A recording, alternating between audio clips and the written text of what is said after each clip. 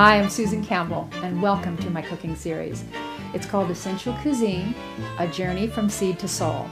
And the reason that I named it that is because essential cuisine is all about the elements that are essential in the way we eat. From the way our food is grown, to how it's harvested and how it's processed, if it is processed at all, and how it just completely comes to your plate and what it does for your body, how it makes you feel, and how it grows your body, gives you vitality, gives you strength, and gives you pleasure. I often say it's all about food that nourishes the body and pleases the palate. And through the series, I'm going to offer you some education about these different foods that we're going to be working with the entire time. The reason I named the journey from seed to soul, too, was because I got so involved in the way that our seeds are grown, and got involved in our agricultural practices. And I started to realize that there is such a difference in the way that foods are milled, and how oils are processed and pressed, and how food is grown, what kind of soil it's grown in, how the animals are treated, like in dairy products. What are they eating? And what kind of medicines are they being given? And what kind of manufacturing or processing is taking place? It affects the way the food ends up in your house. And so that's the journey from the seed to the soul that we're going to cover as we go through this entire series. And the soul part, well, that's all about how good it tastes, because it just warms my soul when food tastes good. I love food, and I love good food. And believe you me, when you start trying these foods with some of these ingredients, you're going to notice the difference in the taste. Now, a few of the focuses that we're going to highlight in this series, I'm going to point out to you now while we have all these products in front of us. But we'll take our journey through the series, and we'll be using some time and others another time. Now, first of all, I want to talk about essential fatty acids. This is flax oil. It's very high in essential fatty acids. These are flax seeds, these tiny little black or dark brown seeds. Now, essential fatty acids, you probably heard a lot about them. Omega-3s, omega-6s, and omega-9s, those all are encompassing or names of different essential fatty acids. Now, essential fatty acids are essential. They're essential for our cells to function properly, and our bodies don't make them. The only place we can get them is through food. So if you're not eating a diet that's rich in plant foods, then you're not probably getting enough essential fatty acids, because essential fatty acids came from the plankton in the sea and the grass that's grown, and in all your vegetables and seeds. And there's different variations of the balances of them, but it can be pretty complicated, so I'm going to try to make it very simple for you. We are going to use this particular flax oil, which has been milled at a very, very low temperature and very fresh, and that's why it tastes so good. It's often used as a supplement because Americans were devoid and deficient in their essential fatty acids, so they started supplementing their diet. But you know what? This is not a supplement. Well, it is, but it's a delicious food, and I'm going to show you how we can make great sauces and dressings to liven up vegetables. And many people have told me, as I have gone along and been teaching all about food, they've said, what do I do with vegetables? And I said, well, let me show you. There's so many simple ways to make vegetables, and that's what I'm going to be sharing with you. And vegetables not only grow on top of the earth, they grow in the ocean. Sea vegetables, another great source of essential fatty acids, not to mention minerals, which most of us are also devoid of. Not only do we want to take a look at our vegetarian foods or our vegetation and our seeds, and we also want to take a strong look and a very close look at dairy products. Organic pastures here, they are not fed any antibiotics. They are only, when they're sick, they only use homeopathic medicines. And the best part about these cows is that they're grass-fed. And the second best part about this milk, cream, butter, and cheese, is that it is not pasteurized. And you'll learn more about the safety of that food when we go along in the series just a little bit more. Let's see, what else do I want to tell you? I want to tell you about live foods. These are vegetables that have come from the earth, and yet they have been ground up, and we're going to learn how to do this later in another segment, but they have been ground up and fed a culture, which is what we call probiotic cultures, which is all about your acidophilus and your bifidus, which we call friendly bacteria. But what happens to these foods is they become alive. Many of you are probably used to hearing about sauerkraut. Well, that's what sauerkraut is actually a cultured vegetable. But these, there's something special about them. They have not been cooked and they have not been pasteurized, so they are alive with enzymes. We're also going to be taking a look at some of our breads. We have a loaf here from French Meadow Bakery. Many of your breads today are made with wheat berries or flax or hemp seeds, spelt, and different kinds of seeds that are sprouted and then slowly baked into a wonderful bread. That's why you want to eat whole wheat bread or whole grain bread. We're also going to take a look at some fair trade items. Like we've got some coffee here, fair trade. These are things I want to point out to you because they're so important for this mutually enhancing relationship that we really need to start harvesting, and that we are really. It's a growing segment of our population is looking toward organic foods and foods that are offered up and manufactured or grown with a fair trade relationship. And that means that the manufacturers have a very close relationship with all the farmers. And you know what that means for you? It means higher quality, higher standards, because they have a close relationship. And there's a fair trade, a fair relationship, right relationship. And that's what we're looking for all the way along through this entire theme, through this series, is right relationship between our body, the earth, the growers, and all the many people that bring great food to you to nourish you. And let's not forget wine, especially when we're talking about pleasure, right? But there's a health component involved in wine as well. This is wine from Organic Vintners. Organic Vintners is a distributor, and they distribute wine from all over the world. These wines are made from all organically grown grapes. Now, I have to take a beat before I say that because it gets kind of complicated. Organic wine has no sulfites. And that's a labeling issue. So when we first had organic wines, several years ago, the reason that they had the ability to label their wines organic wines is because they didn't have any sulfites. So they kind of got a bad rap, like a lot of people didn't think they tasted so good. Well, the distinction is that wine that's made with organically grown grapes does have a little sulfites in it, a very, very small amount. So what's happening is that you're getting a grape that is grown in pure, rich soil without pesticides and herbicides. You have a tiny bit of sulfites. So what happens out of that? That equals great wine. So we won't want to forget wine. Now, a lot of things that I've been telling you might seem complicated. And I know it can be, and I think those are a lot of the issues for people that are wanting to eat healthy nowadays. Because when you throw around terms like essential fatty acids and omega-3s and biodiversity and ecosystems, and I know for me when I first learned it was a little bit difficult. Not only that, recipes and the time it takes to shop and to prepare our foods, especially with the pace that most of us are living. I want to tell you that I understand that. I traveled for years as an author around the country talking about food and environmental issues, and I had to learn how to eat healthy and well and stay in line with what I was teaching, stay in the own integrity of my own message, and cultivate methods in order to eat really well, to feed myself well, to keep my energy up. And that's how I developed Essential Cuisine. And it was over a period of years where people said, you need to teach this. So before I scare you, I want to let you know that this is really all about simple. It might seem like a lot of foods at once, and that's why we're going to break them down, and we're going to show you simple and easy methods to combine these foods to make great meals that taste great and that you can entertain with too and have a good time. So let's get started.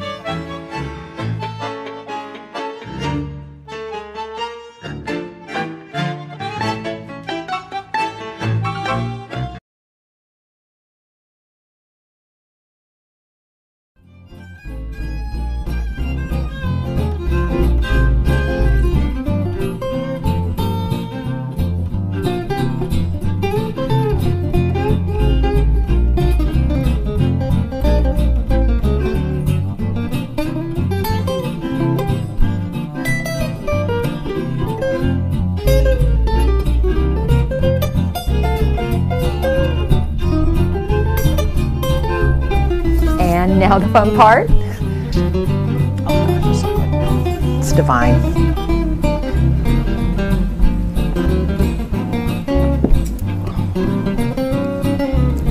I know I sound silly if I just tell you how good that is. I just think it's fabulous.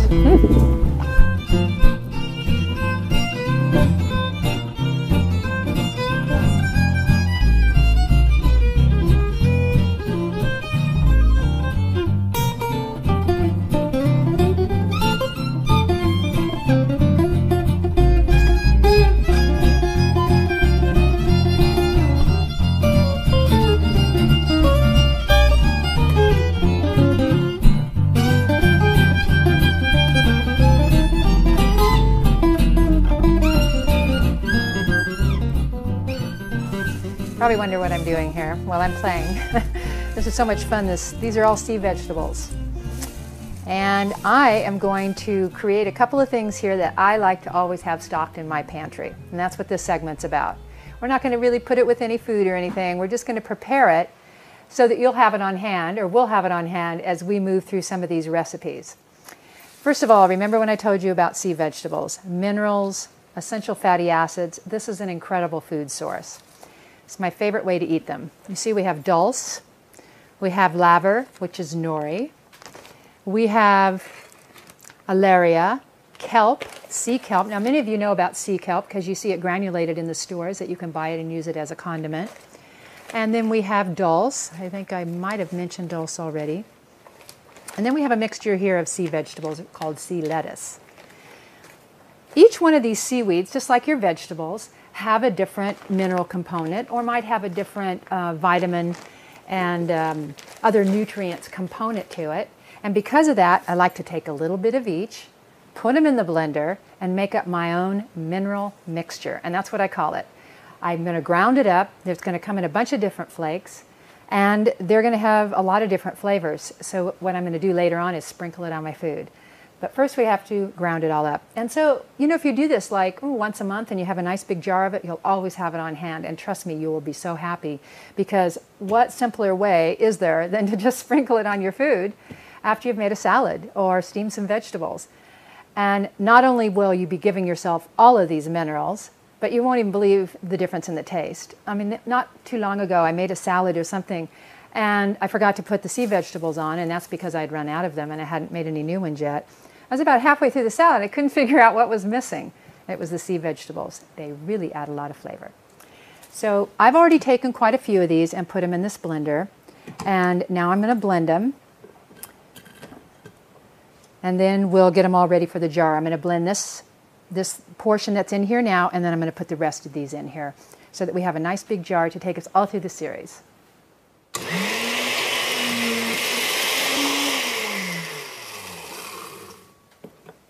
I want to show you something here. This is about the size that these are coming out right now, and I like to get them quite a bit smaller. Depending on the kind of blender that you have, or if you have a Vitamix, which is what I have at home, and I'm not home right now, but my Vitamix will make these so small. I don't get them to a small grain like salt, but somewhere in between these two. So I'm going to keep blending this, and we'll bring them down to the size we want. But I just wanted to show you. Also, when you take them out of the package here, you might want to take a knife and cut them up a little bit so that they can start to blend a lot easier.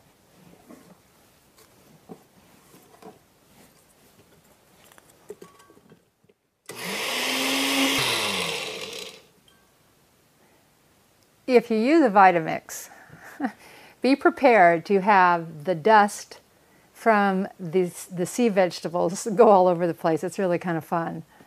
Kids will get a big kick out of it. I would actually like to get these a little bit smaller. However, in this particular blender that we have here, we'd have to run it quite a bit longer, and it's getting kind of warm. These will be good, and you'll enjoy them a lot. You can put them in soups. You can sprinkle them on top of your vegetables. And I'm just going to pour them right into this jar. You don't need to refrigerate them. They'll stay. There we go. We got lots of them. They'll stay very well, and you'll have a great food source to add to any of your dishes. And you'll get an idea of how they taste too. You'll start to get, find out what you like them for. But we call it the MM, mineral mixture. Now I want to talk to you a little bit more about something from the ocean, and that's salt. This is one of my favorite salts, and incidentally, I'm going to introduce to you a lot of products. There might be other products that are of equally good value. These are my favorites, and that's why I'm using them. And they also give me the opportunity to point out to you specific elements about how they're made. This is Celtic sea salt. It is the only Celtic sea salt. Often you might see bread or soups or any kind of foods that are made, and they might say on their label, and Celtic sea salt. This is exactly where it comes from. This is from the French Mediterranean, where the salt is all dried in clay beds in the sunshine, harvested without any chemicals or solvents or additives, and it's not stripped of its mineral content. This is an excellent food source, and I don't think you need to be afraid of it. What you need to be afraid of when it comes to high sodium is the foods that have a lot of huge amounts of sodium and salt in them, and usually they're an iodized salt. They're not a salt that has come fresh from the ocean and dried in the sun. And there's a big, huge difference. This, like I said, has your minerals intact and the enzymes and everything in its whole food source straight from the earth. You will love this salt. I have many friends that call me after I've given this salt to them as a gift or gone over to their house, and they've said, "Oh, we're just looking for things to make with salt on it because it's so good." I want to point out a couple different kinds that they have. And you'll find all this information on my website. This is Celtic sea salt, and this is the fine grain. And then they have the large crystals. So that's what this is. You can buy them in the shakers like this, or you can get them in the bags. And I'll show you this. This is the fine grain gray Celtic sea salt. What I do, I love the shakers, and they're great for traveling. But I keep a little bowl of salt all the time out where I'm making my food in my kitchen, so I can just dip my hands in it and sprinkle it on top. You will notice throughout I don't ever cook with salt. I always use it as a condiment on top of my food afterwards, because then I get this great burst of salt. The third salt right here is flower of the ocean. This is a salt that's a little pricier, and the reason being is that when these certain wind conditions come over the Mediterranean Sea, the salt harvesters go over and they take this salt, this brine that develops on the top of the ocean, and they create this flower of the ocean. It's somewhere in between in its consistency to the fine salt and the crystals. And it is like, it's like a dream. I'm not kidding you. If you saute an egg, or you have some tomatoes and avocados and all of those wonderful foods that we love to put salt on, this is what you're going to want to use. These are excellent too, don't get me wrong, but this is very, very special to sprinkle on food. All right, now we're going to make a couple other things, and we're going to move on to some seeds.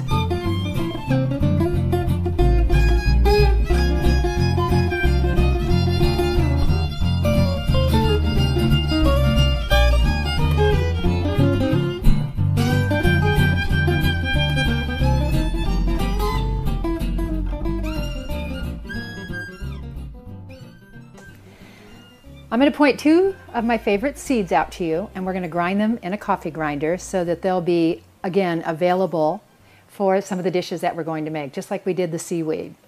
These are hulled sesame seeds, and you're probably used to seeing sesame seeds that have a little bit darker brown on them, and those are because they're unhulled. And unhulled means they have the little shell on them. Well, those shells are really actually considered somewhat toxic. I'm sure it's not really bad if you have some toasted sesame seeds on your sushi and different things like that. But if you're going to be eating a lot of them, if we make any seed milks out of them, we always take the hulls off of them. So these are hulled sesame seeds. They're nice and white. And I like to put them in a coffee grinder and grind them up into this soft, powdery mixture that you're going to see how we're going to use it on some vegetable sauces. So all you need to do is take a small amount of it. You don't want to take too many. If you get it too full, it won't grind good. And if you grind it for a long time, what starts to happen is it'll stick into the coffee grinder, and it will start to make tahini. And that's really what tahini is. Tahini is ground up sesame seeds and into like a butter. Like peanut butter is ground up peanuts, and tahini is ground up sesame seeds. And you basically just put it in your coffee grinder. You just give it a few swirls. You don't need to do it for very long, like I said, or it'll start to stick on the bottom.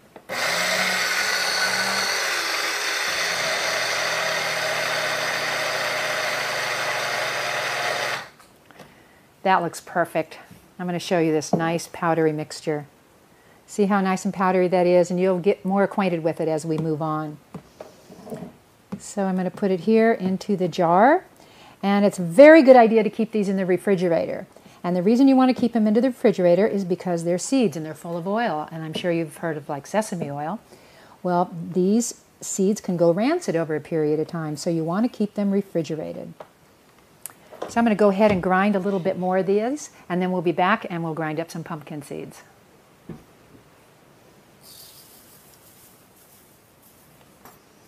Okay, so we have created a nice jar that will last you for several weeks, depending on how much of this you're eating, of course. Keep that in the fridge, and it'll be ready for some delicious sauces that we're going to make on that Swiss chard we have cooking. So I'm just going to, I'm not going to clean this out because a little bit of sesame seeds, I already cleaned it out pretty good here with my hand. And now we're going to take some pumpkin seeds. Now look at these. This is another story. These are Syrian pumpkin seeds. Now, for those of you who don't know about pepitas, you've probably seen pumpkin seeds in the store. They're a lighter green. These are Syrian. Syrian means that they are grown in Austria. It takes actually 33 pumpkins to yield 1 ounce of oil. So can you imagine even how much it would take to get a whole bottle of pumpkin seed oil? And I'm going to show you this pumpkin seed oil in a while. But these Syrian pumpkin seeds actually in the 1700s were discovered and used for medicinal purposes. That's how healthy they are. And when I mean healthy, I mean they're a powerful functional food. They supply incredible essential fatty acids and other nutrients that are very good, and particularly for prostate health and for other areas of the body. They are just a fabulous, fabulous food. And they're not so sensitive that you can't roast them slightly. They still retain their integrity of all their nutrients. These are wonderful to make into a powder and sprinkle on salads or cooked vegetables. And they have the most delicious flavor. You're just going to absolutely love them, whether you eat them raw like this, whether you roast them, that we're also going to do later, or you grind them up.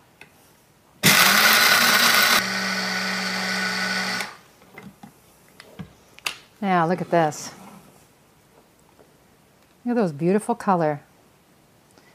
Again, these seeds have a lot of oil in them. That's where you get your pumpkin seed oil. Again, you want to keep them refrigerated, but you can just feel the hardiness in these seeds. Incidentally, you might notice here that we're using bamboo plates. This is a bamboo cutting board from Totally Bamboo. You've probably seen these cutting boards in Whole Foods markets and Wild Oats and other whole food grocers. They're wonderful because bamboo is a totally renewable resource now. It grows so fast and it's so abundant. We don't have to cut down trees. We can use bamboo instead. These particular cutting boards and dishes have not been treated with any formaldehyde, so they have not been glued together with any kind of toxic element whatsoever. They're very safe to use. And are they beautiful? They're just gorgeous. I love them. So we're going to put this in a jar as well, and we're going to grind some more of these.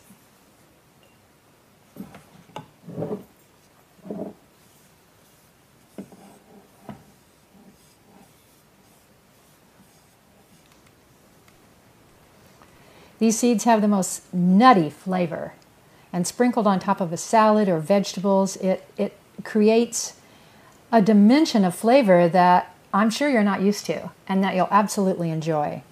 It's a great food source. And it's a great way to get these kind of foods into your kids' lives. First of all, if they don't like to eat vegetables, this will make their vegetables a whole lot better. And secondly, if they love vegetables, well, that'll even make them more better. And then lastly, it's a great way to get these kind of foods because these are might be hard for them to chew, so this is a great way for them to get this food.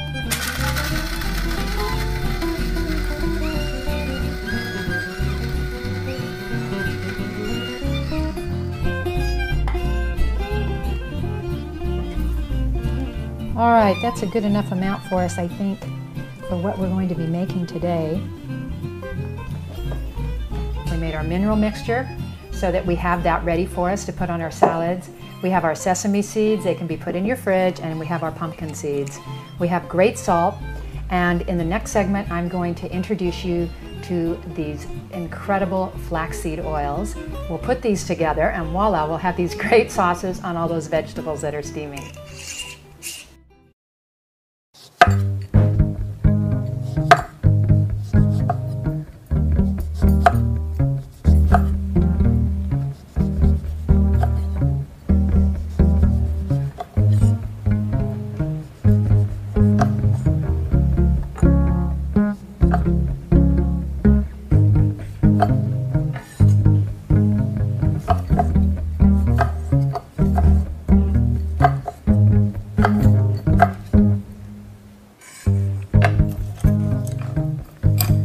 I love these bamboo utensils.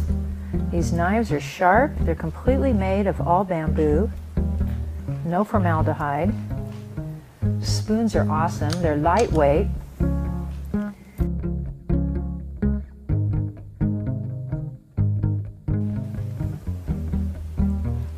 I need to get the seeds out of the lemon because if they're blended, they don't. Alrighty.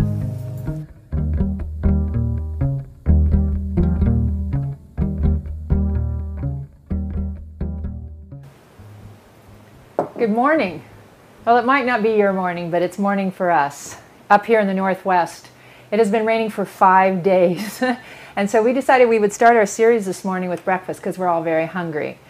And this is a little bit more than just breakfast. It's kind of a day in the life of me, Susan here.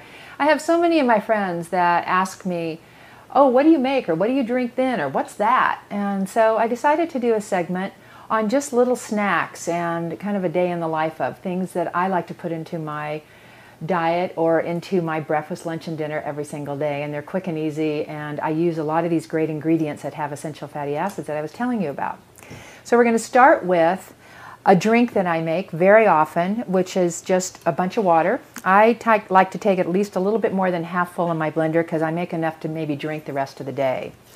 And I put in a kale leaf. Yes, that's right, a kale leaf. Seems weird. Most people are used to fruit smoothies in the morning, but that's a lot of sugar for me. And kale is one of these vegetables that I don't cook a lot, and yet it's very high in calcium and extremely good for you. And so this is the way I like to eat my kale. I also put parsley. Now I've already cleaned these off, the stems. I have a nice big bunch of parsley here. I have the Italian parsley. That's another thing that you just can't eat too much of because parsley is so great for you. It's such a great green, full of essential fatty acids and many nutrients. And then I use the juice of a whole lemon.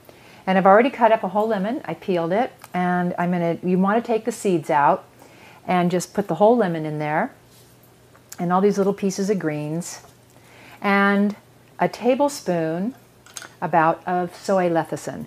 Now, soy lecithin is like a emulsifier. It's a fat from the soy, and it helps protect the sheath of the cell and keep the cell lubricated, so to speak. It's a brain food. Our livers make lecithin, but this is another way to get plenty more of it. And there's many health properties to lecithin, but you want to make sure that you get a good brand. So we're just going to blend this right up. And when I say a good brand, you want to make sure it comes from a good source of soy.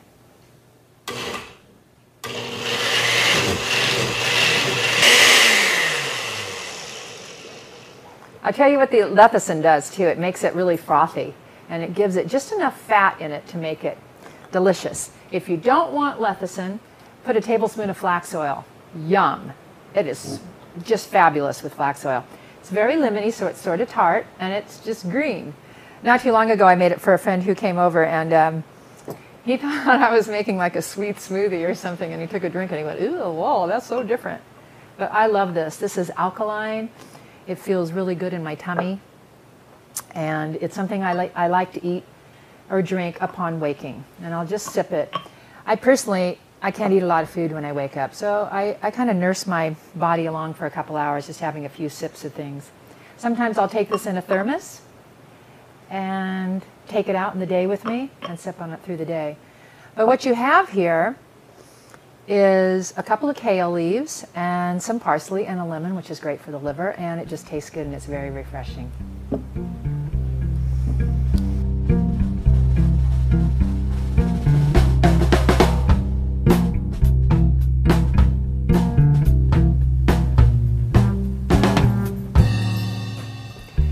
We're still going to be making some more of my favorite things. These are just quick and easy snacks with very good food, with excellent benefits for your body and for your palate. I'm chopping some walnuts here that have been soaked, and if you haven't seen my raw food series and you want to learn more about making great desserts and how to work with nuts and seeds, I highly recommend you get it, because that'll go over the reasons why we soak these walnuts first. And basically, I'll just tell you, it's to get the enzyme inhibitors off. And when you soak them, you get this dirty, dirty water, and it's really not dirt, it's enzyme inhibitors. And that's why you can set nuts and seeds out on your counter for weeks on end, and they won't oxidize, they won't rot, because they have all these enzyme inhibitors. Enzymes are what help us digest our food and what helps oxidize our food and break it down. And that's why we want to eat enzyme-rich foods. That's why we're eating cultured vegetables, and that's why we're using raw milk. Now, I don't even have raw milk out here. What I have is raw kefir. Kefir has been that's milk that has been enlivened another dimension. It's full of friendly bacteria. In many cultures where they don't have refrigeration, they'll milk their cows and they'll just let their milk sit out and it will sour. It's a natural fermentation process. But what we do here, because we seem to always take it another level, is we actually use a culture. And those are these little grains of bifidus and acidophilus and different types of culture that are called probiotics. And the benefit of probiotics is that they build your immune system. Many of you, I'm sure, have taken antibiotics in your life. Well, antibiotics kill off the bad bacteria and they kill off the good bacteria. But we need that good bacteria in our intestines so that we have an ecosystem that is fully alive, like a stream that is healthy, and that if anything comes in it, it's able to digest it and eat it up and absorb all the nutrients into your body. And that's the benefit of eating probiotic foods, particularly after you've taken antibiotics. Not to mention that I think they're absolutely delicious. Now, you'll find kefir on the shelves of many stores, and often it's flavored. And it's usually pasteurized, but it's still enlivened, and it's better than eating something that's totally dead. At least it's a step in the right direction. I make my own kefir as well, just with milk and then a culture. And we are going to be doing some segments. If you want to learn how to make cultured vegetables, we're going to make kefir and cultured vegetables. But for now, when you've got kefir in your fridge and it lasts for a very long time, for weeks, it'll stay good. And it's absolutely delicious. If you like buttermilk or if you like kind of a sour taste, it's yummy. The other thing we're going to use is raw cream. Now, this is 100% raw cream that is unpasteurized. Again, it's a food that is alive. And it's been taken from cows that have been grass-fed. So it's going to be as simple as taking some wonderful berries and pouring this rich and delicious food on top of them. And by the way, if you don't want berries, you just drink it straight from the jar and it's excellent. If you don't like the tartness, you can add a little honey or a little maple syrup. And I'm just going to drip it. You can see how it's kind of curdled. And that's it. That's pretty simple, right?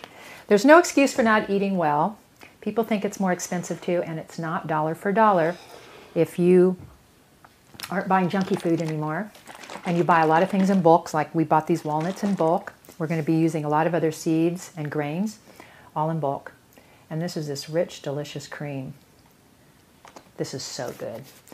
And you should indulge in these once in a while and not worry about it, because it's a very excellent food.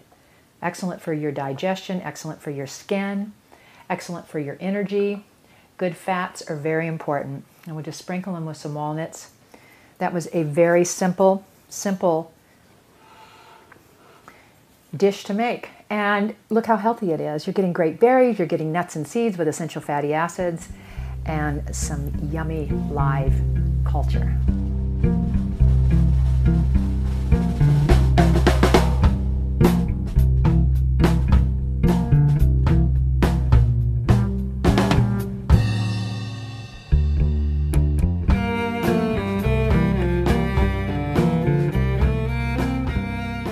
love buckwheat. I use it too in a lot of my raw food dishes. This is buckwheat groats. Here they are in a jar, and I'll go ahead and open this for you and put it in my hand and let you just take a good look at it. If you go to a health food store, you can buy this in bulk, and you can see these are these little raw buckwheat groats, and these actually sprout, if you can believe that. Now, they're just hard. See how they are? And you could go ahead and eat them this way, but they're pretty kind of chewy. It's better to soak them. They only have to be soaked for about 15 minutes, and they're soaked enough.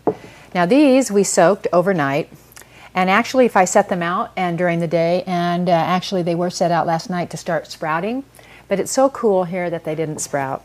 And that's fine, we don't need to have them sprouted, but they'll actually start to grow a little bit of a tail. I use these to put olive oil and lemon juice with and ground up in the food processor, and I actually make a dehydrated pizza dough or crackers out of this with some garlic and other seasonings. But this morning we're going to have it for breakfast, and I love it for breakfast because it's so hearty.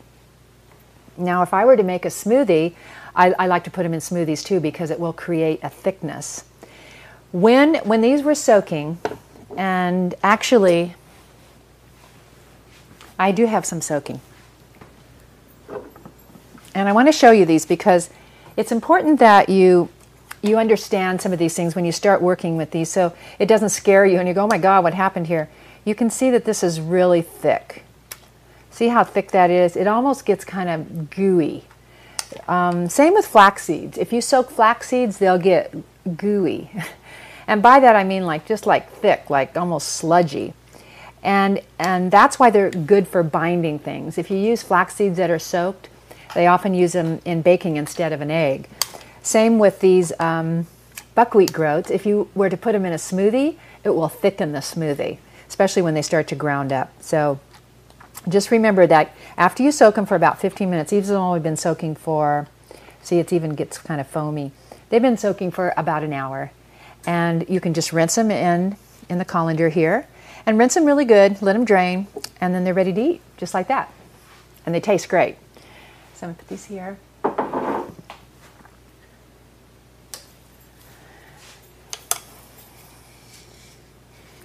Get rid of these.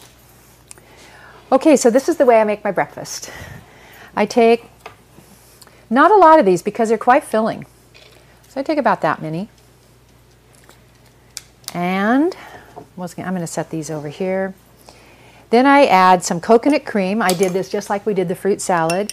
And I took some coconut spread, coconut cream concentrate, and I poured some hot water in it and made a nice syrup. I may need to add a little bit more water, but we'll see.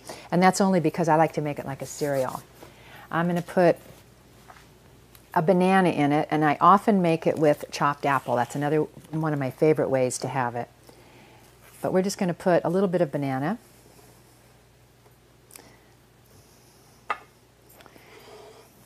This will just take a moment here. And I like to put this in smaller pieces because I don't like just a giant bite of banana, because this is a lot of food to bite. Here I get in telling you how to eat it again. It's a big chew. And most raw food is, and most healthier foods, when you're eating foods fresh from the earth, they're going to be a little bit more of a chew. So it's important that you take your time to chew them because that'll really aid you and benefit you in your digestion as well. I'm going to go ahead and pour that on. Now you see that made a nice soupy consistency. Now I'm going to talk about protein powder a little bit. Sometimes I put a little bit of protein powder in it.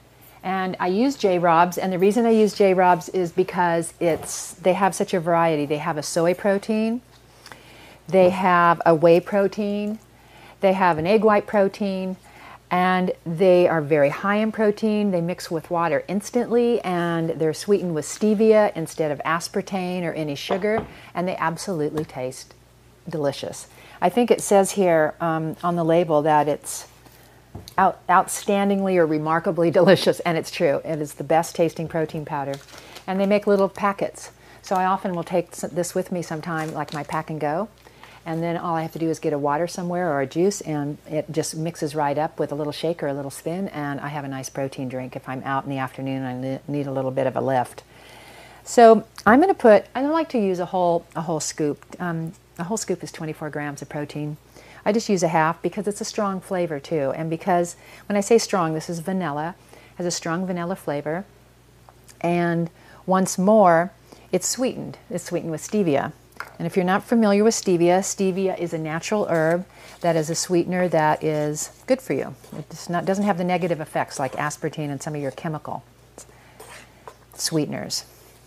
So I just put a little bit in here, partially because it gives me the protein and partially because it tastes so great.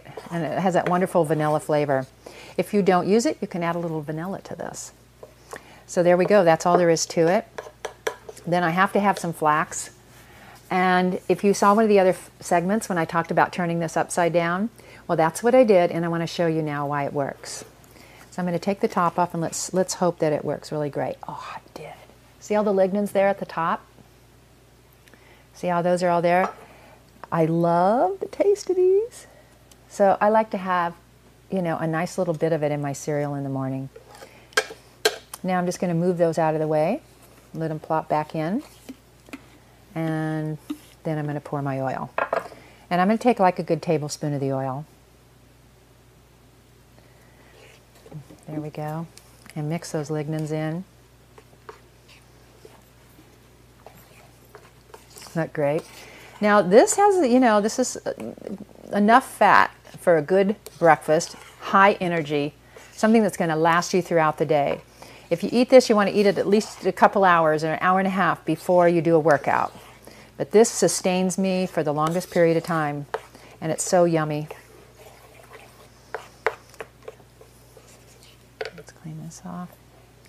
Okay, I'm going to put some walnuts on top and some bananas, and we'll be ready to go.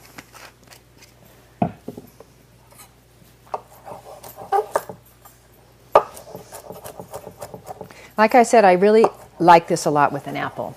And when I use an apple, I usually only use a half, unless I'm making some, you know, for more people. But just one for myself, I just have a half. And I love it with banana and apple together. And in Hawaii, we have lots of papaya. I do it with papaya sometimes. I love it like that. You can also put flax seeds on top.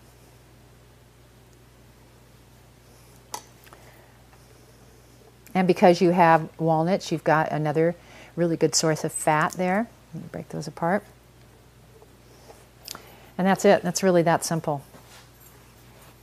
And we're going to make this buckwheat into another dish in our salad segment where we're going to make a salad out of it. And you can put all different, you know, completely different flavors with it. I'm going to put a little flax on this too. There's a great, very healthy breakfast. The benefits of buckwheat. Buckwheat are highly powerful for you. They have a lot of nutrients. All of these foods promote a healthy heart, your immune system. They boost your immune system. They promote joint health. These fats promote joint health, your flexibility, and your immune system. And that's what you want to do. You know, I've heard a lot of people that will say they'll go out often, and you know they'll have something kind of junky or something, and they'll say, "Oh, it's a special occasion. We're going to have cake and ice cream," or they'll feed it to their kids. And you know, the way I like to look at it, and it is wonderful to have special occasions and eat those special things, but you know, our life is a special occasion, and it's a special occasion that every single day we have the opportunity to live it to the most. And you know, without our great health, it just isn't nearly as much fun. It's never been as much fun for me, and I think that's why I got so involved with really realizing the power of food, because there's a huge power in food, and you might as well be enjoying this wonderful taste and nourishing yourself at the same time, because this is a wonderful opportunity to live this special occasion. Enjoy.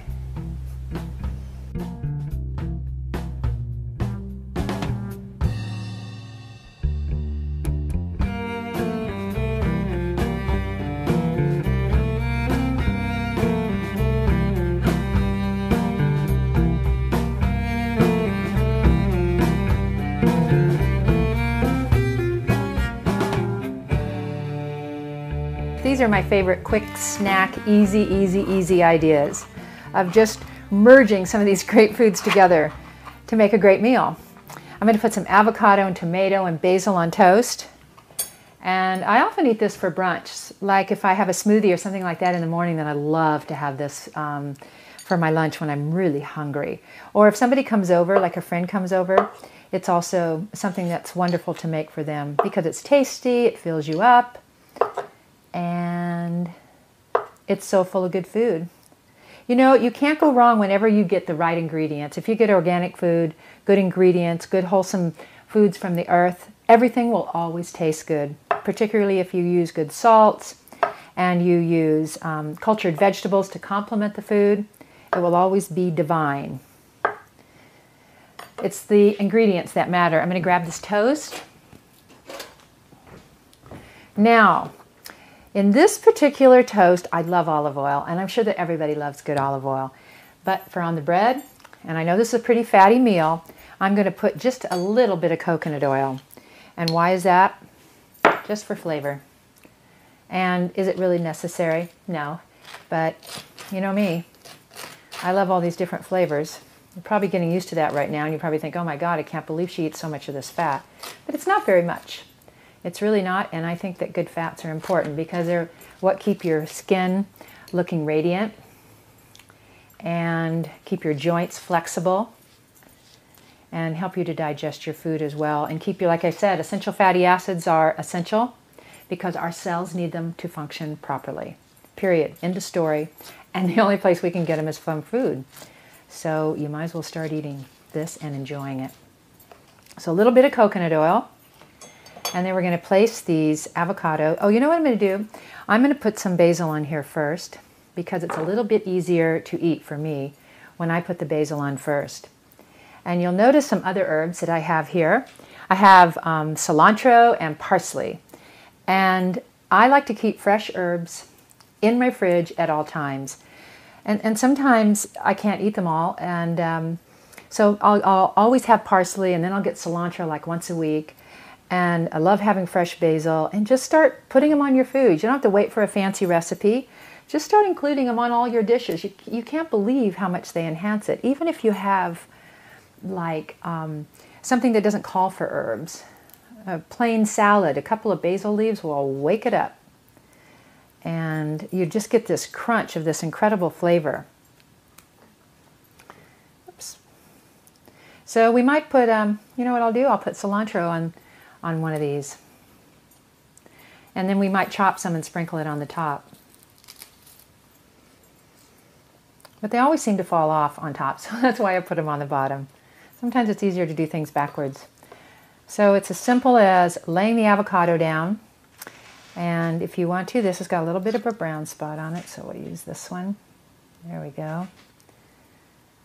Now, you know tomatoes are being heralded as a functional food. Well, it's kind of a silly term, functional foods, if you ask me, because all foods are functional. But these have an added function over and above carbohydrates, proteins. They have an added function that is extra, extra good for you, and it's phytochemicals and antioxidants. All of the colors of your vegetables are the different antioxidants and different phytochemicals that are the ones that counteract your free radicals. And that's why it's so important to put them in your diet as much as possible, because even if you're not eating bad food and you're Mr. or Mrs. Perfect, we're getting, you know, toxins everywhere we turn. They're coming at us. In our water, in our air, and in many of our substances in our homes, and just different areas of our lives that we're really trying to clean up now, as many of you know. So it's important that you're eating as many antioxidants and as many functional foods as possible. Now I'm going to go ahead and sprinkle a little salt on this first. Flour of the ocean, of course. And I'm going to do it again. You know, it's all in how you assemble it. It's not so much cooking for me as it is assembling. I remember a long time ago when I first started having dinner parties, and I would make food. I'd make a big dinner, and then I'd sit down and tell everybody how to eat it, and everybody made fun of me. But to me, I had to have it eaten a certain way because that's what made it so good when you put certain bites together. So that's kind of what we're doing now. And so I was going to write a book one time about, okay, now that you've cooked it, how do you eat it? So I'm going to put a little bit more salt. Now you notice we have some cultured vegetables out here. I personally, unless it's a food that is you know, like fruit or sweet. But anytime you're using food and herbs, salads, whether you're eating even meat dishes or you're having fish or poultry, you should include cultured vegetables with everything you eat, even if it's a couple of bites. It will benefit your digestion process amazingly. So now we have our tomato. And remember those mineral mixture we made from all the different sea vegetables? Well, this is your opportunity to use these because this will enhance this dish greatly. So I'm just going to sprinkle that on. It'll give this wonderful, like salty flavor and the flavor of the sea vegetable itself. Okay, now I'm going to get really decadent.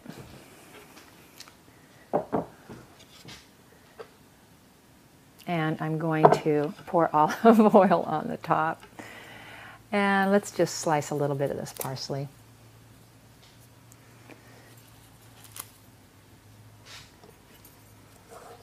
Your herbs, if you put them in water and put them in the fridge, they'll last for a long time. Now we're just going to put a little bit of parsley or a little bit of cilantro on that. So there you go. There's another great afternoon snack, morning brunch, lunch.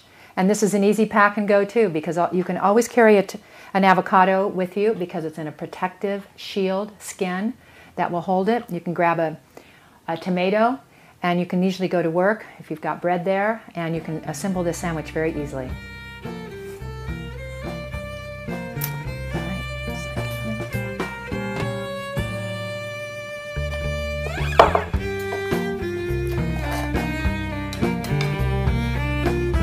I bet you wish you were here.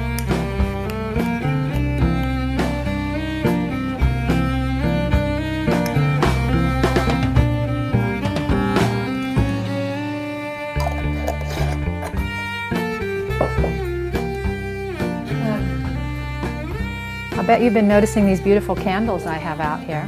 These are from Nirvana candles. You can see them around the country in different health food stores, gift shops, boutiques. I love the way these candles burn. They're the only candles I have in my house, and they have a variety of different colors. They have their spa candles. They burn so beautifully with this tall flame, as you can see in the candle in the picture here now. And you can find out more information about them on my website, or you can go to nirvanacandles.com. Beautiful candles. Bon appetit!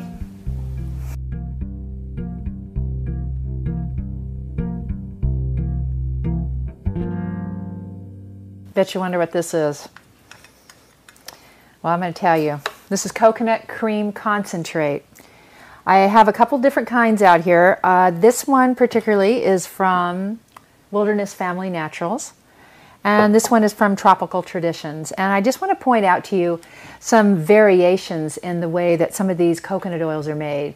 Because a lot of people are afraid of coconut oil. They think, oh my God, coconut oil, I thought that was really bad for you. Well, the truth is that it's actually an unbelievably good oil for you. But somewhere along the line it got a bad rap because it's a saturated fat. However, it does have saturated fat in it, but it's from a plant source. And it's been used in it's been hydrogenated, and it's been used for all kinds of fillers and things like that over the past several years. And for that reason, that's one of the other reasons it got a bad rap. Okay, there is a huge amount of lauric acid, an essential fatty acid that's very good for you in these fats, and they taste so good you just won't even believe it. So there's two different ways you can get them. You can get them in the coconut oil, just the oil itself, where it's been extracted from the coconut meat, or you can get it in a spread where the coconut has been all ground together and to make a beautiful coconut spread, which is what this is.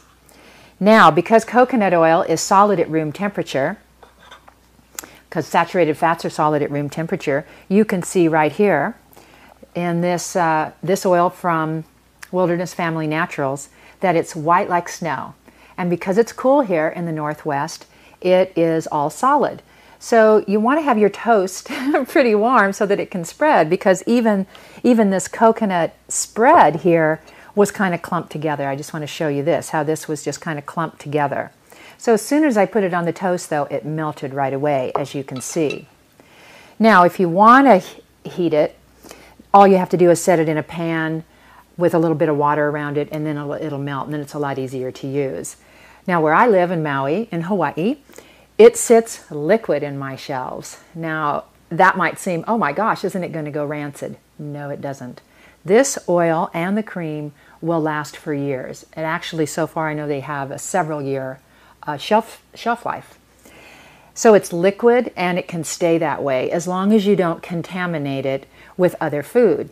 And when I say that, I mean, if you were to put a knife in there and it had some crumbs of the bread, and you were to put it back in there and leave it out on your shelf, then that could contaminate it, because pieces of the crumbs of bread could actually oxidize and it wouldn't be shelf stable.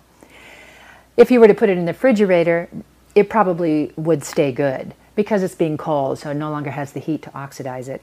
So I always take out a certain amount that I'm going to use, and I put it on my plate, or I put a little dish like this. This has got the coconut oil in it, so that I have it ready to use throughout the day or while I'm making, a larger breakfast. And that way you don't have to worry about contaminating it, or you have to use special, a separate knife and a separate spoon each time. So those are things to keep in mind, and there's lots more that you can learn about this on my website, but those are the basics of coconut spread and coconut oil. One more thing I want to say about the coconut oil is that they have different tastes. Some of them have taken the coconut flavor out, and some of them have kept it in. I love the flavor, and that's why I use these particular oils. This particular oil is my favorite. Barlean's makes an oil too that's very good, and I love this spread. The Tropical Traditions, their coconut cream concentrate is also excellent. But there again, they're made differently. This is a centrifuge method with Wilderness Family Naturals. Centrifuge means when the coconut meat is ground and when the separation is made from the coconuts. It is done with no heat. There is a slight amount of heat used with this one, and this one is made out of dried coconut. So the coconut is dried first, and then it is ground into this coconut cream spread. So if you're a raw foodist, then you probably don't want any heat to it. I know these are all very much specifics, but they're things that are important to understand because they do affect the taste. So just enjoy them. And we'll be profiling them more in other parts of the series. So here's one of my favorite things. We're just making some toast and some different ideas that you can do with toast and some of these powerful foods, because these foods are excellent for you. Okay, where is our maple cream? Here it is. Remember we talked about maple syrup earlier? This is unbelievable. I'll let you look inside there. See, that's pure maple cream. I'm going to take a clean knife here and put this in. Look at that. And just spread it on the toast. Now, another way to do this would be to put flax oil if you didn't have coconut cream. Don't underestimate flax on toast. It is excellent, especially if you have a good source of flax oil. But this right here, it's nothing fancy. All I did was put some coconut cream spread on a piece of toast and put on some maple cream. Scrumptious, great afternoon snack, great for kids. And I might say something else too about the breads. I'm using, let me put these up here so you can see the breads. I'm using French Meadow Bakery. We have a men's bread. It has the pumpkin seed in it, the flax seeds. It has, I think, some soy isoflavones in this bread. This is the women's bread. I use these breads, and this is the hemp bread. The hemp seed bread is fabulous. It's got a high protein count and is full of omega-3, 6s, and 9s. Excellent bread. This one is one of my favorites. We're going to use it too later on when we make some breakfasts. This is their 100% pure rye bread with sunflower seeds. This is my favorite bread. I use these because I absolutely love them. And they're all organic, and they're baked in a way that holds the integrity of the seed.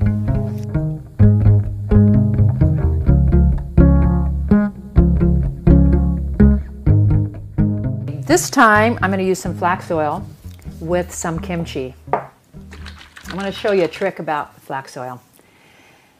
High lignans, both of these have high lignans in them.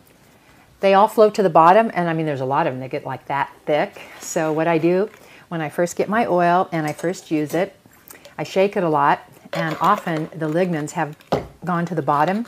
Now I can feel these are like really stuck down there. So I loosen it up with a knife, and then I shake it up, and then I store it in my refrigerator upside down.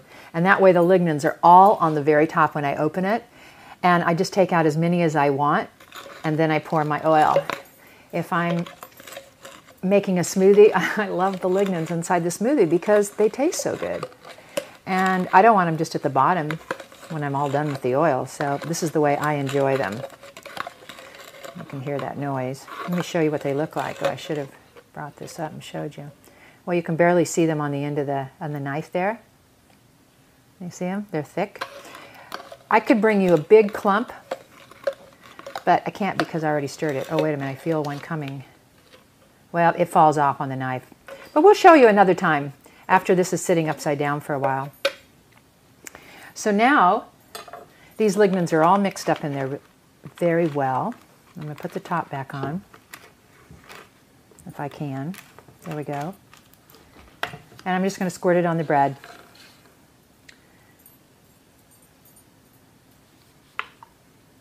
You know me, I like a lot. Now the reason that's not coming out very good is because the lignans are getting stuck in there. So I just take a spoon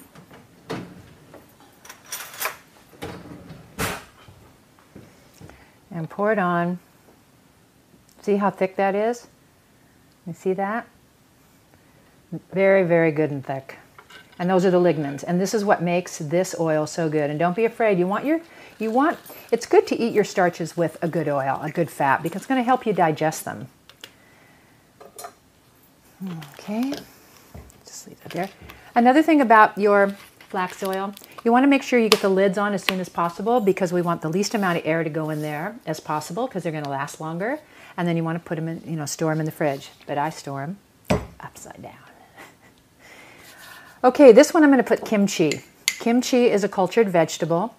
It's got different flavors. This one has seaweed in it, I think. This is Celtic sea salted garden kimchi.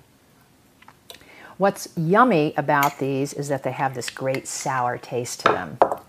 And on a piece of toast with flax oil or the coconut oil, it's just the best snack. It's the best breakfast if you want a light breakfast. If you work somewhere where you have a kitchen and a refrigerator, I would highly recommend you store a jar of these. And then you always have them. You take some bread with you, and you can have a bottle of flax oil or some coconut oil. If you don't have a refrigerator, coconut oil travels great. And then you can make yourself a nice piece of toast. Now, that's not anything really fancy. How quick and easy was that? And I guarantee you it's awesome. We're all going to taste them here in a while, and we'll get some feedback. So that's one idea. Now, another idea, and I'm going to, this has kind of got some juice on it, so I'll put that over there. This is my favorite bread. It takes a while to toast it. I sort of run it through a couple times, and it changes flavor. If you don't toast it enough, it's a little chewy. Now, this is cheese from Organic Pastures. It's raw cheese. And for me, if I'm going to eat dairy, it's going to be raw. And by raw, we mean it's not pasteurized. And as I've mentioned before, you can go on Organic Pastures website and read all about unpasteurized dairy. Now this one I'm going to, you can see that if you had a cheese cutter, you might make it look a lot nicer. But we're just trying to be practical here. I'm going to take a few slices of cheese. This is all organic. This means that the cows are fed only organic food. They graze on grass that has not been used any pesticides or herbicides. I'm going to use a little bit of flax oil. I'm going to try just this one, just to show you a little difference. Actually, you know what's going to be good on this. We're going to use the coconut oil because we haven't used that one yet. And we want to get all tastes. Now, this is the pure white coconut oil.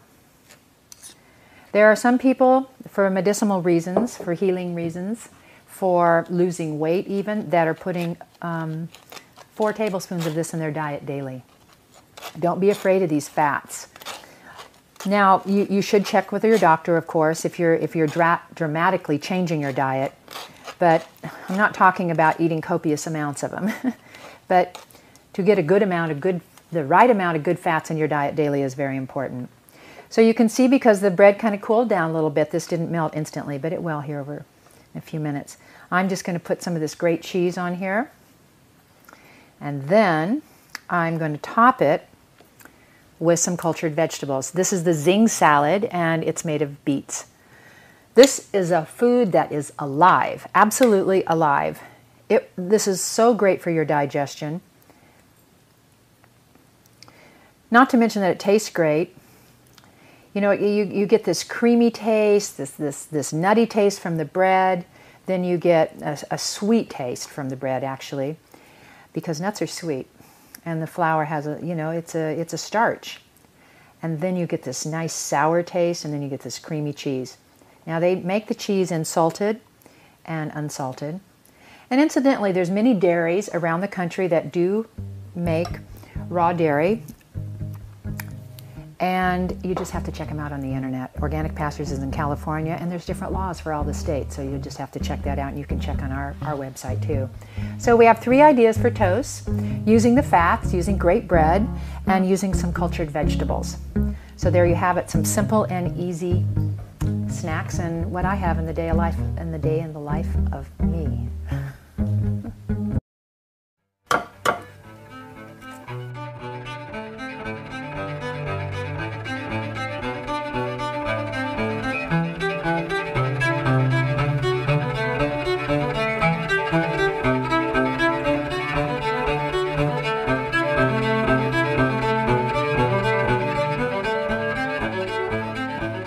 Welcome to breakfast. I eat breakfast all day long. I don't know about you, but sometimes I do. We're going to make some French toast. And the reason that I chose French toast is because French toast is not something I eat a lot, but a lot of people think that French toast is this big fattening thing, or that it's unhealthy or something like that. But it's not if you use great bread, and it's not if you used great oils. And I happen to love flax oil and maple syrup mixed together. So I call it my flax maple syrup. And we've taken a range-free organic egg, and we have been soaking our bread in it, as you might have seen a few scenes. And it's right here. We've been soaking our bread in this egg, and we're going to whip it up in a little coconut oil, because that's another reason I wanted to show you this. If you're making pancakes or you're sauteing anything like French toast, it is awesome to do it in coconut oil. As we talked about earlier, the benefits of coconut oil have this high heat point, so it won't ruin the integrity of the oil by cooking with it. That's why it's such an awesome oil. And on this particular recipe, we are going to use the Barlean's flax oil, we are going to use the Barlean's flax oil, but we're also going to use the Barlean's coconut oil. Now the reason is, I want to tell you a little bit about their coconut oil, is that just like their flax oil, remember I told you that it's fresh pressed, so when you order the oil, that's when they press the seeds? Same thing with the coconuts. Can you believe this? When the order is placed, off to the Philippines they go, and they pick the coconuts then. That's how fresh it is. It's not within 2 days, it's not within a week, it's done right then. Another thing I like to do with French toast or pancakes is sprinkle some fruit on top. Now you can either cook the fruit or not, but I'm going to give you this example because it might be something you might want to use, particularly for your kids. When my son was young, he could not have any sugar, and he couldn't have any preservatives or any chemicals at all in his food, and I had to make him all his desserts. So one of the most fun things he loved, and something I found very easy to make, was I would just make a piece of toast, pop a piece of toast in the toaster, and then I would take various pieces of fruit, oranges, berries, bananas, and I would throw them in a saute pan with a little bit of, at the time, what did I use? I must have used butter at the time. And then we would saute it up, and I'd throw it on the piece of toast, and I'd also cook it in a little bit of honey to give it some sweetness, and therefore he had a natural sweetener and some toast, and for him it was like eating a pie or something sweet, and it satisfied that craving for himself. And that's what you can do too. And we mostly like to eat our fruit when it's raw. But this is just going to be a light saute, and with this coconut oil, oh, it's outstanding. It's just outstanding. I'm not kidding you. It just really makes a difference. So I'm just going to prepare all these. We're not going to cook them long, so I'm going to wait and put them on when we're finished, when the French toast is almost done. So I've been soaking these for a long time, so they're very gooey. That's a great sound. I've been soaking in this egg this whole time. So the bread's nice and soft, and I like to get every little bit of egg. Don't want to let anything go to waste. Okay, so this is cooking perfectly. I'm going to move it over just a little bit, and I'm going to start the fruit. That's the cool thing about having a grill. Oh, it's sounding good. You know, I wanted to tell you, too, a little bit about the knives I've been using. I wonder if you've probably noticed this Kin Onion Shun. Beautiful knife. This is a Damascus steel. It doesn't rust. It moves so well. It's so well balanced for the hand. I want to tell you, it's the most awesome knife I've ever used. Kin Onion Shun. Kin Shun knives. There's a mini knives, and you probably see them often, but check them out on the internet. They're wonderful. Okay, I'm going to put some coconut oil. I did that. Let's put this in.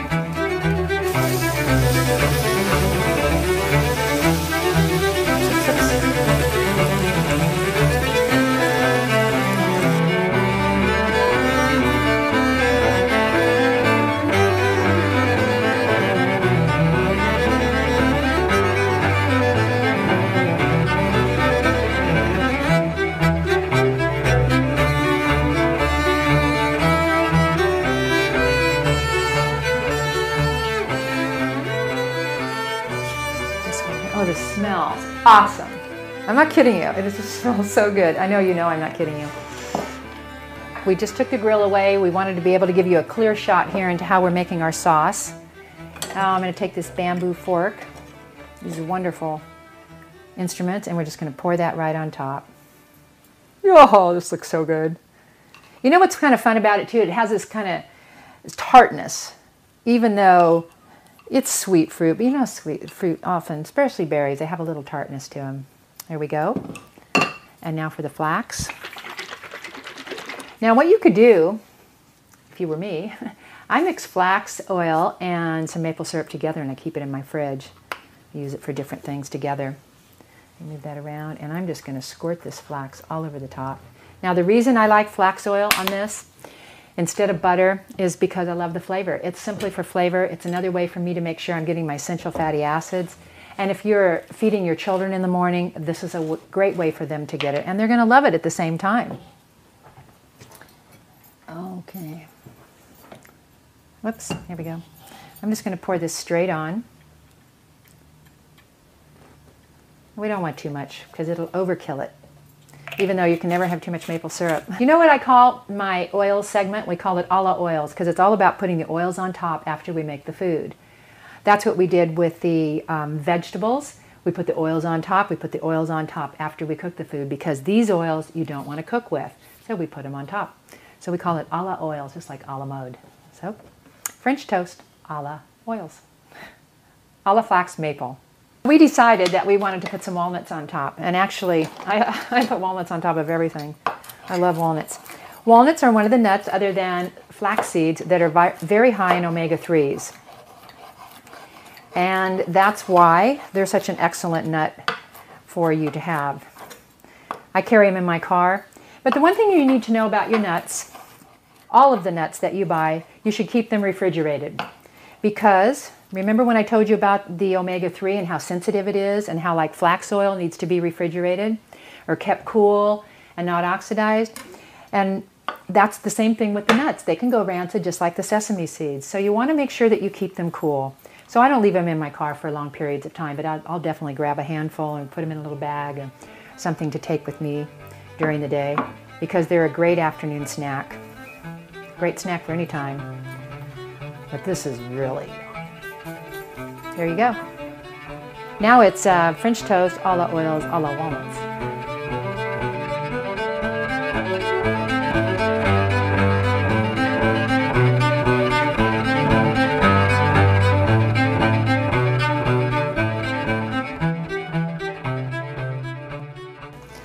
Now I'm going to make some scrambled eggs, and I know that everybody knows how to make scrambled eggs, and many people make omelets, and it's just so simple. You can just throw in everything and anything from the kitchen sink, as they say, into scrambled eggs.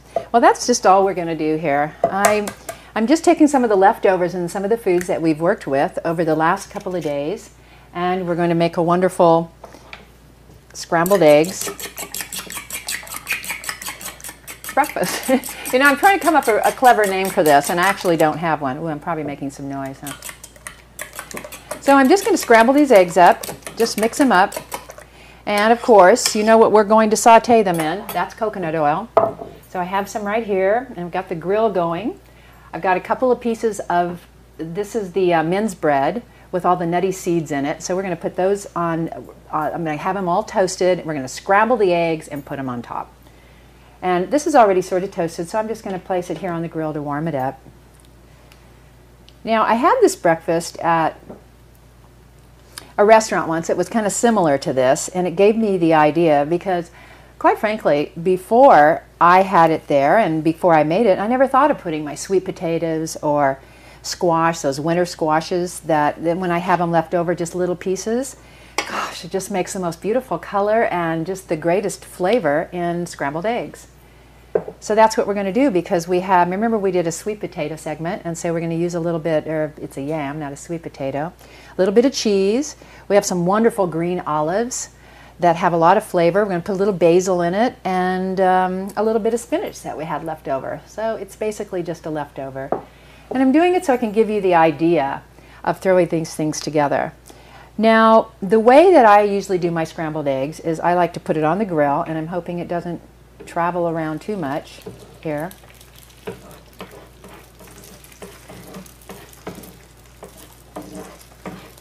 And then I put in the other ingredients. Because if they get all overcooked, they're not nearly as good. Wow, look at that.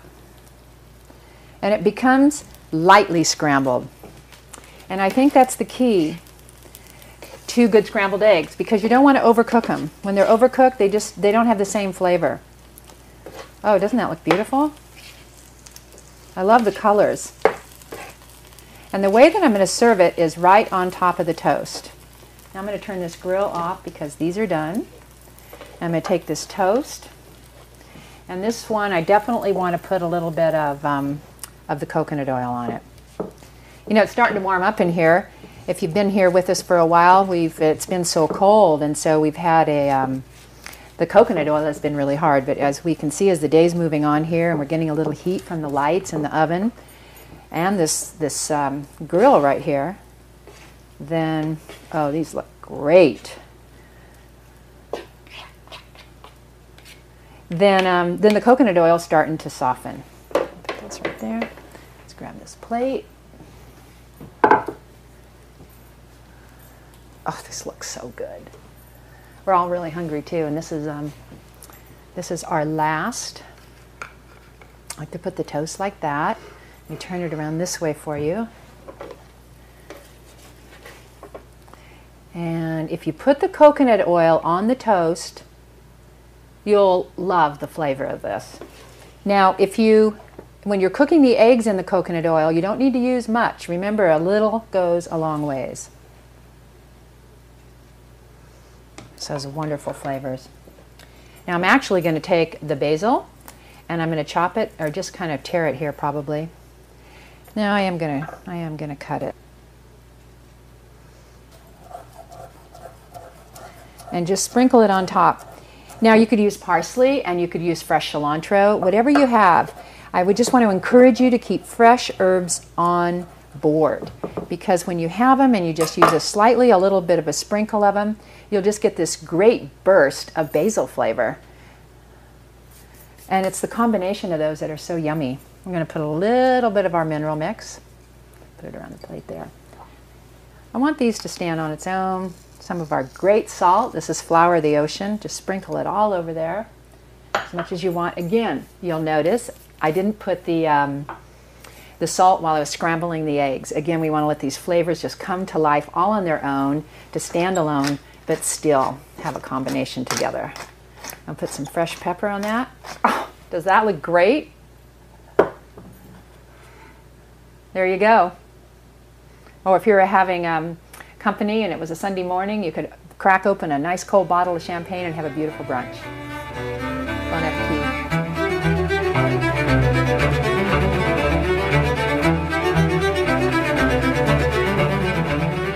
This you're gonna love. This is a great brunch dish.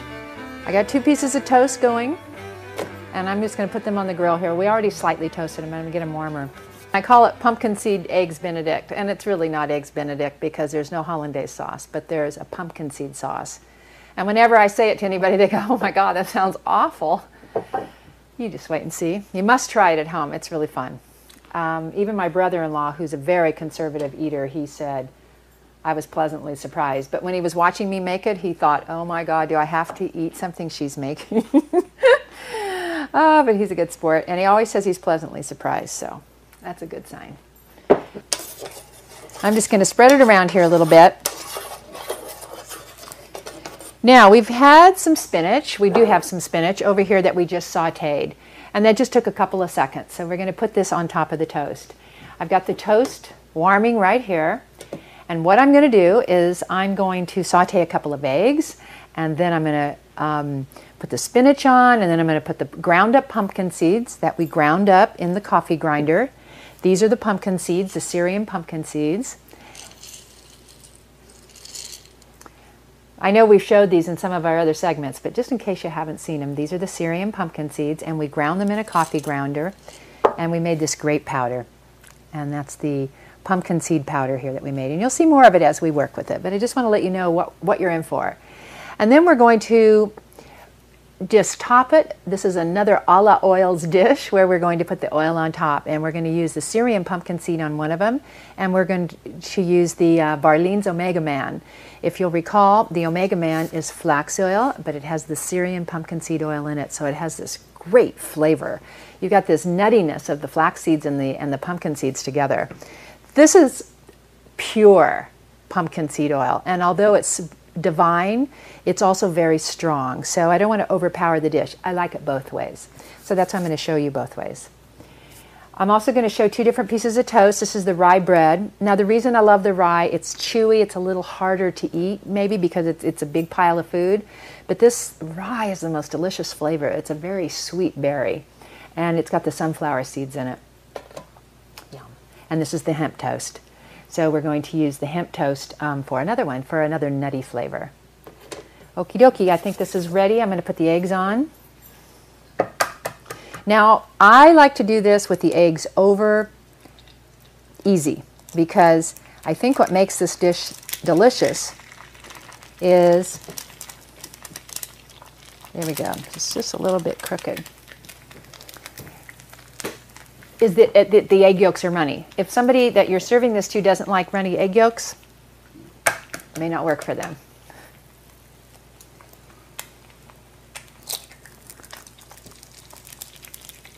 Runaway eggs. This has just a little bit of a slope to it.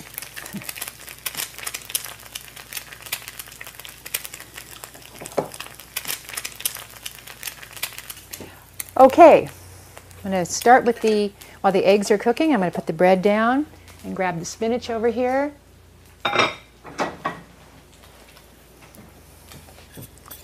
Now, because this has quite a bit of oil on it, I'm not going to put oil on the toast. However, you certainly could. You could I would put just a light coating of the coconut oil, because this is what I mean by, you know, all of your recipes, when they have so many ingredients, it's because all those ingredients matter. Everything together just makes an incredible flavor combination. And that's why I like to use a little bit of this oil and a little bit of that oil, because they all come together just so beautifully. Okay, I'm going to turn these eggs. You know, eggs are tricky. You always want them to look great, particularly when you're serving your guests. There we go, we didn't do bad. Okay, I think that's good enough. I like my yolks runny. I'm going to leave them like that. I'm going to turn the grill off.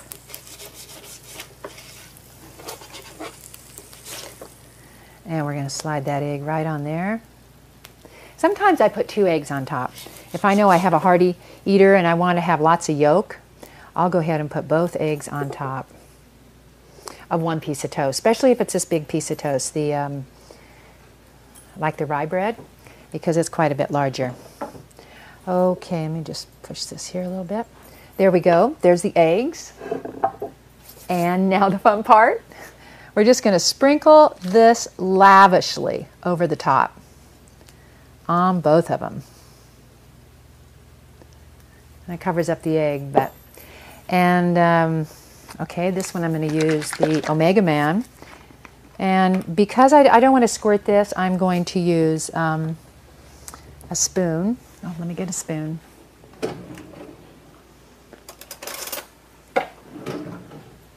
This is a great kitchen because everything's so close. Look at that. Isn't that beautiful? Now, you just want to put this all over the top. And usually 1 heaping tablespoon is good. Look at the colors. It's just so beautiful. And when that oil mixes with the egg yolk, it's divine. And then a little coconut oil flavor because we cooked the egg in it. Now this one I'm going to do the same thing. You can see the difference in the color. This is much darker. And we'll just take a little bit around the plate for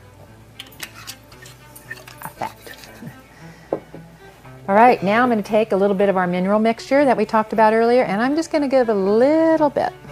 Just a little bit, because I don't want to take away for the wonderful flavors, because this particular dish, I love the salt. So the salt makes this dish.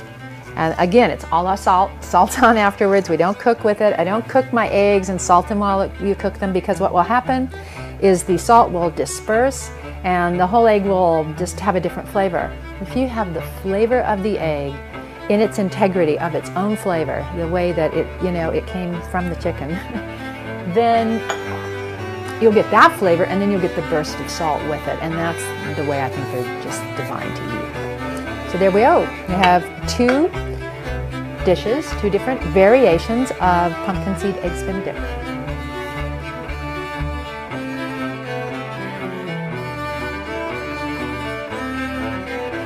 Oh, that was so satisfying.